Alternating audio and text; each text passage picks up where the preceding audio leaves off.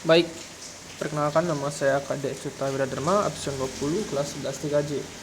Di sini saya akan mempresentasikan mengenai diagram VoIP. Yang pertama, pengertian. Pengertian dari VoIP atau Voice over Internet Protocol adalah teknologi yang memungkinkan percakapan suara jarak jauh melalui media internet. Data suara diubah menjadi kode digital dan dialirkan melalui jaringan yang mengirimkan paket-paket data dan bukan lewat sirkuit analog telepon biasa. Baiklah, berikut diagram dari VoIP. Dari internet, nyambung ke broadband modem, kemudian ke link SysATA, kemudian dari link SysATA menyambung ke komputer dan telepon. Selanjutnya, kelebihan dari VoIP yaitu yang pertama, biaya lebih rendah untuk sambungan langsung jarak jauh.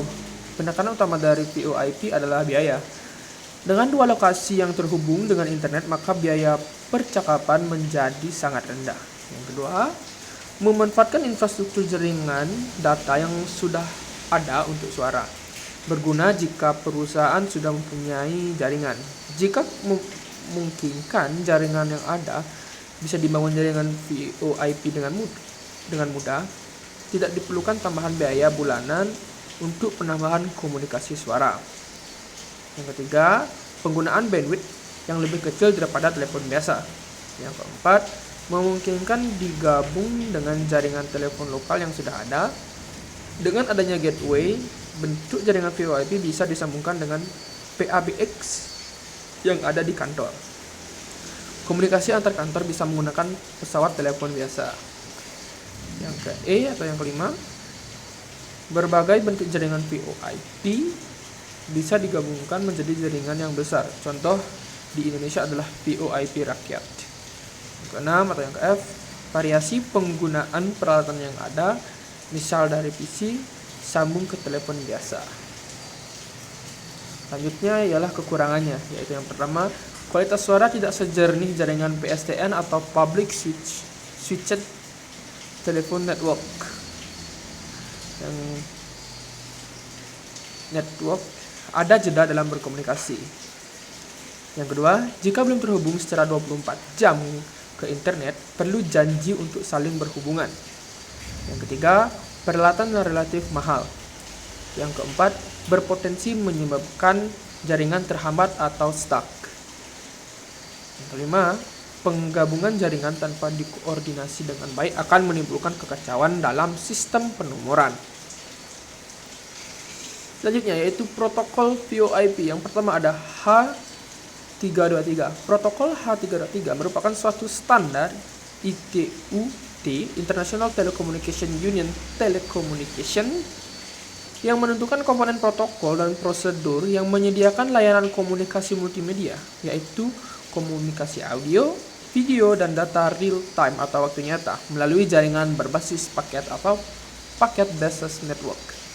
Yang kedua ada MGPC. Maksud saya MGCP. MGCP ialah protokol yang digunakan untuk signaling dan call control yang digunakan dalam sistem VoIP yang terdistribusi.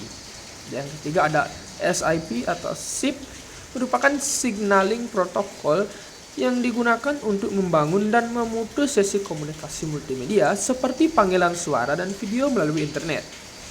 Protokol ini dapat digunakan untuk membuat, mengubah, dan mengakhiri sesi unicast atau multicast yang terdiri dari suatu atau beberapa media stream.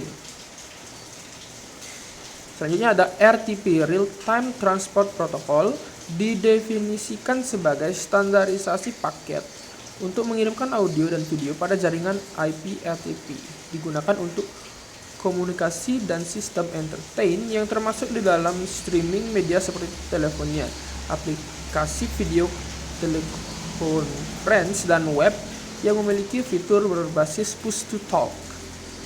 Selanjutnya ada SDP, Session Description Protocol, adalah sebuah protokol yang mempunyai fungsi untuk memberikan deskripsi terhadap suatu sesi multimedia. Secara umum, protokol SDP digunakan saat melakukan session announcement serta session invitation. Selanjutnya ada IAXI Inter Asterisk Exchange dapat menembus NAT atau Network Address Translation dengan mudah, tidak seperti SIP maupun H323 yang memerlukan device tambahan.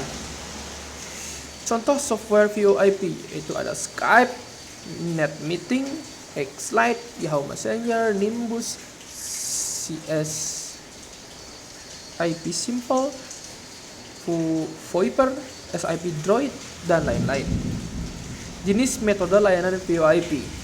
Pada komputer atau komputer, layanan ini merupakan layanan voice call yang menggunakan komputer sebagai alat komunikasi. Dengan menggunakan layanan khusus di internet, kita bisa menggunakan komputer kita yang telah terhubung dengan internet untuk melakukan panggilan komputer lain menggunakan layanan yang sama. Yang kedua ada komputer atau phone. Sesuai namanya, layanan ini merupakan layanan yang memungkinkan kita melakukan panggilan dari komputer ke telepon.